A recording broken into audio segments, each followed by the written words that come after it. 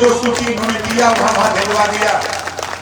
जब कोई हमारी यहाँ इधर न करी तो हम यही के बोला अगर आपकी समस्या है आप हमको बताओगे नहीं, हम आपकी समस्या का हल कैसे करेंगे। और साथी आपको बता दूं, किसी भी गांव में बंजारा समाज के लोगों पहले तो ये तय हो जाए। विरोधी पार्टी वाले सोचते हैं कि बलिया के लोग आए होंगे, यहाँ कितने बंजारा समाज के लोग हैं, जरा हाथ उठाओ। पत्रकार भाई लोग हुई हैं इधर भाई, ये लोग सोचला कहीं ने तो भीड़ संगे लेके नहीं चला। ये समझ लेना कि हम यही नहीं, हम लोग जब अलीगढ़ मीटिंग करते हैं तो सरकार को पसीना छूट जाता है। जब हम लोग कानपुर मीटिंग करते हैं बंजारा की, एटावा कन्नौज मीटिंग करते हैं तो पसीना छूट जाता है सबको कि हो का रहा है। इतनी ताकत तेरी है और अपनी ताकत को आप नहीं पहचान पाते हो, अपनी ताकत को आप नहीं पहचान पाते हो। ये जो देश में प्रदेश में जो ढक्कन है, ये ढक्कन आज आप बताओ, यहाँ बंजारा समाज की मीटिंग है, भारतीय समाज पार्टी का लेबल लगा है, तो बताओ यहाँ बंजारा समाज के लोग दिखाई दे रहे होंगे। जितने बंजारा समाज के लोग हो जरा हाथ उठाओ फिर से। यही हम पहचान कराते हैं। आप यहाँ हाथ उठाते हो, दिल्ली में हलचल होती है कि ये कहां से आ गया। जब हमने बंजारा समाज के एक नेता को हमने राष्ट्रीय पदाधिकारी बनाया तो पत्रकार भाई लखनऊ में हमसे पूछे कि बंजारा क्या होता है। हमने कहा ये भी इंसान है, इसका भी अधिकार है। नया इतने ऊंचे पद पर बैठा दिया, हम लोग जानते तक नहीं। और तो और मैं बता दूं, मैं एक दिन अखिलेश भैया के साथ था। हमने कहा कि प्रदेश में बंजारा बहुत है, कहा बंजारा कहाँ रहता है। मुझे पसीना आने लगा जाड़े में एसी में, बंजारा कहाँ रहता है। मैंने अपना मोबाइल निकाला, पहले उनको इटावा का ही कार्यक्रम दिखाया। कहीं बंजारा सब है, हमके तब का भर आए हैं बलिया से। तो जब आप हाथ उठाए तो फोटो खींचा गया था, उसके बाद उनको वीडियो दिखाया। फिर मैंने अलीगढ़ के खैर विधानसभा में कार्यक्रम था, अतरौली का जब वीडियो दिखाया, कासगंज का दिखाया, कानपुर का दिखाया, तो कह रहे हैं का।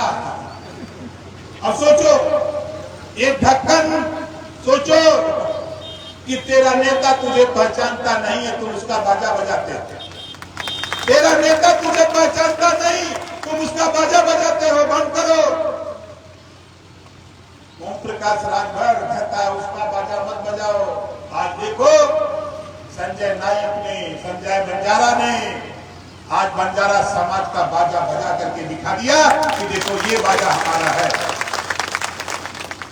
हम लोग पैदल आए हैं 500 मीटर। हम अपने मन में सोच रहे थे कि काश एक हमारे साथी, हमारे ही समाज के लोग ढक्कन बन करके समाज को ढक करके उनकी ताकत को कमजोर कर रहे हैं। एक नौजवान संजय को उजागर कर रहा है। डॉक्टर अम्बेडकर जी ने कहा है कि political power is the master की। राजनीति एक ऐसी चाबी है इसे सभी बंद ताले खोले जा सकते हैं। हमारा उद्देश्य आने वाले 27 तक बंजारा समाज को विधानसभा की पंचायत में पहुंचाना हमारा उद्देश्य है। आप बताओ कितने लोग चाहते हो कि बंजारा की भी उपस्थिति हो। मन बनाओ। देखो हिया हाथ उठा रहे हो, लखनऊ वाले पसीना छोड़ रहे हैं कि नेता क्या बोल रहा है। हम जब बोलते हैं तो सीना ठोक के बोलते हैं। हमार का बा, हम फकीरे आदमी है। आप लोग सोचा थोड़ा कि मंत्री बा, ये संजय नायक से भी कंगाल हम है। खाली दिखाई में हम लोग मंत्री तो बन गए जुगाड़ से, मेहनत करके, परिश्रम करके, समाज को ऑर्गेनाइज करके, संगठित करके, एकत्रित करके आज दिल्ली में पहचान है। और मुझे तो खुशी हुई, एक दिन हमारे देश के प्रधानमंत्री जी से मुलाकात 24 दिसंबर जो पिछला था हुआ। उन्होंने मुझसे पूछा कि आप अलीगढ़ मीटिंग किए हो उनके हाँ, कहीं इटावा गए हो उनके हाँ, मैनपुरी गए हो कहे हाँ, गाजियाबाद उनके हाँ, सहारनपुर कहे हाँ, क्या वहां तो हम लोग रुकते हैं, हमके बंजारा रुकते हैं। क्या बंजारा तो महाराष्ट्र में है? अरे हमके महाराष्ट्र तो छोड़िए, जिस दिन आप ललकार देंगे उस दिन 1 लाख बंजारा जहां कहीं जब वहां खड़ा कर देंगे यूपी में। तो कहीं कहां बंजारा कोई जानता नहीं, हमके तो वहीं धीरे धीरे हम जगा रहे हैं। ऐसे नहीं होता, गोल बना के जाते हो ना, वो का नाम शाही मारने का जाते उसको से ही कांटा वाला जो जानवर है, हमारा भाषा उधर हम लोग शाही कहते हैं। गोल बना के जाते हो मारने ना, इसी तरह गोल बनाओ। ये देख लो, किसी पार्टी की औकात नहीं, किसी नेता की औकात नहीं कि मंच लगा करके बंजारा समाज के उत्थान की बात को कोई करे, ये किसी की औकात नहीं। इस नाते हम आपसे कह रहा हूं कि देखो, हम पहले से आपको आगाह कर रहे हैं, जो तेरा बेटा पढ़ रहा है, जो तेरी बेटी पढ़ लिख रही है, देश के प्रधानमंत्री जी से बात हुई है, जो तेरा हक लूटने वाले लोग, चाहे कांग्रेस पार्टी ने लूटा, चाहे बसपा ने लूटा और चाहे समाजवादी पार्टी ने लूटा, अब टाइम आ गया हक लेने का। 27% आरक्षण जो हमको आपको मिलता है, अब इसको बांट करके देने के लिए देश में रोहिणी आयोग का गठन हुआ। रोहिणी आयोग की रिपोर्ट आ गई, 5 सदस्यीय टीम, पूर्व राष्ट्रपति रामनाथ कोविंद जी के नेतृत्व में 5 सदस्यीय टीम गठित हुई। रिपोर्ट, उसकी समीक्षा हो गई, रिपोर्ट तैयार है। अब कुछ ही दिनों के बाद 27% आरक्षण, तेरा हक लूटने वाला वो अलग होगा और लुटाने वाला अलग। 7% लूटने वाला एक तरफ, जो कम हिस्सा पाया है, 9% अब पिछड़ा, जो सबसे कमजोर जो हिस्सा नहीं पाया, 11% आरक्षण तुझे दिलाने की तैयारी है उनके पास। और ये जल्दी ही लागू होने जा रहा है। और एक बात आपसे कहूंगा, 2027 तक जातियों की गिनती होने जा रही है, जो कभी सोचा नहीं था कोई, वो काम 22 साल से ओम प्रकाश राजभर जातियों की गिनती कराने के लिए लड़ता रहा। और जब जब मैं जाता था एनडीए की बैठक में, वहां जब प्रधानमंत्री जी पूछते थे कि आप क्या चाहते हो, मैं यही कहता था कि हम जातिवार जनगणना चाहते हैं, 27% आरक्षण में बंटवारा चाहते हैं, ताकि जो उसमें जो जातियों को हिस्सा नहीं मिला उनको मिले। उन्होंने कहा कि निश्चित है, ओम प्रकाश हमारे साथ रहो, हम जातियों की गिनती करा के मानेंगे। और धन्यवाद देता हूं देश के प्रधानमंत्री जी को, जातियों की गिनती कराने का ऐलान हो गया, कैबिनेट से मुहर लग गई। और आप लोगों से कहूंगा भाई, देखो जाति कालम आएगा बंजारा, लिखने के लिए आप लिखो, चाहे सिंह लिखो चाहे पूछ लिखो, हमसे इतना मतलब नहीं, लेकिन जाति के कालम में जब तेरी बस्ती में कोई जाए, अगर पूछे वो अधिकारी ये आपकी जाति क्या है, तो अपनी जाति बंजारा बता करके गिनती करा लेना।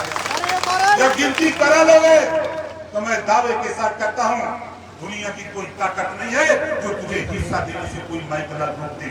जब गिनती हो जाएगी, सभी पिछड़ी जातियों से कहना चाहता हूँ, जो वंचित शोषित लोग हैं, सबसे कहना चाहता हूँ, जिनको आजादी के बाद अब तक हिस्सा नहीं मिला, अपनी गिनती करा लेना। जिस दिन गिनती करा लोगे, उसी दिन से तेरा भविष्य और भाग्य खुल जाएगा।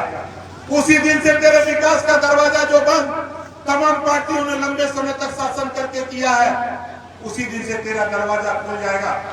इस नाते हम आपसे कह रहा हूँ, जातियों की गिनती करने के लिए जब जाति जनगणना के अधिकारी आपके बीच में आने, आप अपने आप आगे चाहे जो कुछ भी लिखना, लेकिन जाति कालम में अपना बंजारा लिखवा करके ये साबित कर देना कि हम बंजारा जाति के हैं, नहीं तो फिर पिछड़ जाओगे, फिर पिछड़ जाओगे। जिस तरह बाबा साहब डॉक्टर अम्बेडकर जी ने साइमन कमीशन लिया आपको आरक्षण दिलाने के लिए, लेकिन कुछ चालाक लोगों ने साइमन कमीशन के सामने आरक्षण आपको दिलाने का विरोध करवा दिया आपसे, और आप मुकर गए और नारा लगा दिया साइमन गो बैक, और साइमन वापस चला गया। तब से आप आज तक आप चिल्ला रहे हो कि आरक्षण हमको मिल जाए। एक सुनहरा मौका आ रहा है, इस नाते अपने बेटा बेटी को जो पढ़ लिख रहा उसको पढ़ाओ और पढ़ा करके उस योग्य बनाओ। आने वाले दिनों में ये रिपोर्ट लागू होने जा रही है साथियों, ये लागू होने जा रही है। और मैं दावे के साथ कहता हूं जिस दिन लागू होगा तेरे बीच से वंचित समाज के लोग, चाहे वो किसी जाति के हों, जिनको अधिकार नहीं मिला है, जिस दिन लागू होगा 5 साल के अंदर तेरे थाने पर तेरी जाति का बेटा सिपाही बनकर के, दरोगा बनके, लेखपाल बनके, ग्राम सेवक बनके, डीडीओ बनके तेरे इलाके में आने लगेंगे। इसके लिए आपको अपने बेटा बेटी को पढ़ाना पड़ेगा। जब तक